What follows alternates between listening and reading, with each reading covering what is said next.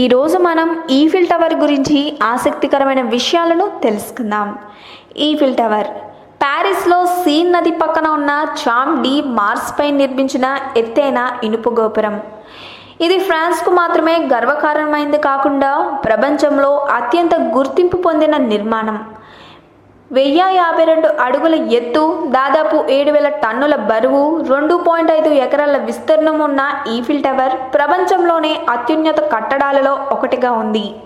Taj Mahal, China గోడ, statue of Liberty ఇలా ప్రపంచంలో ఉన్న అద్భుత కట్టడాలలో ఎక్కువ మంది పర్యాటకులు సందర్శించే, అభిమానించే కట్టడంగా ఈఫిల్ టవర్ ఇప్పుడు మరో ఘనతను కూడా పొందింది.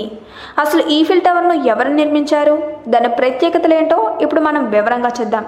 కానీ అంతకన్నా ముందు ఇలాంటి ఆసక్తికరమైన విషయాలను తెలుసుకోవాలంటే మా ఛానల్ని సబ్స్క్రైబ్ చేయాల్సిందే. ఫ్రాన్స్లోని ప్యారిస్లో ఉన్న దీన్ని గుస్తావా ఈఫిల్ అనే ఇంజనీర్ నిర్మించాడు. దీని నిర్మాణానికి 2 ఏళ్ల 2 నెలలు పట్టింది. చివరికి 1889 మార్చి 31న పూర్తి చేశారు. ప్రపంచవ్యాప్తంగా పర్యాటకులు ఎక్కువగా డబ్బులు ఖర్చు పెట్టి టికెట్ కొనుక్కుని సందర్శించే కట్టడాలలో ఈఫిల్ టవర్దే మొదటి స్థానం. ఇది ప్రారంభమైన 1889వ సంవత్సరం నుంచి ఇప్పటి వరకు మొత్తం 20 కోట్ల మంది దీనిని సందర్శించారు. 1930 వరకు ఇదే ప్రపంచంలో ఎత్తైన కట్టడం. దీని నమూనా కోసం 50 మంది ఇంజనీర్లు 5300 బొమ్మలు వేశారు. 18,000 విడిభాగాలను ముందుగా రూపొందించి తర్వాత వాటిని కలిపి దీనిని నిర్మించారు. ప్రతి 7 ఏళ్లకొకసారి ఈఫిల్ టవర్కి రంగులు వేస్తారు. దీన్ని పూర్తి చేయడానికి సుమారు 18 నెలలు పడుతుంది. మొత్తంగా 50 టన్నుల రంగు అవసరమవుతుంది. ఈఫిల్ టవర్పై మొత్తం 20,000 విద్యుత్ బల్బులు అమర్చారు. 3 అంతస్తులుగా నిర్మించిన దీనిలో 2 రెస్టారెంట్లు, ఒక ప్రింటింగ్ ప్రెస్ ఉన్నాయి. దీన్ని పేల్చివేయడానికి 1986లో ఉగ్రవాదులు బాంబు పెట్టారు. కానీ అదృష్టవశాత్తు అది పేలలేదు.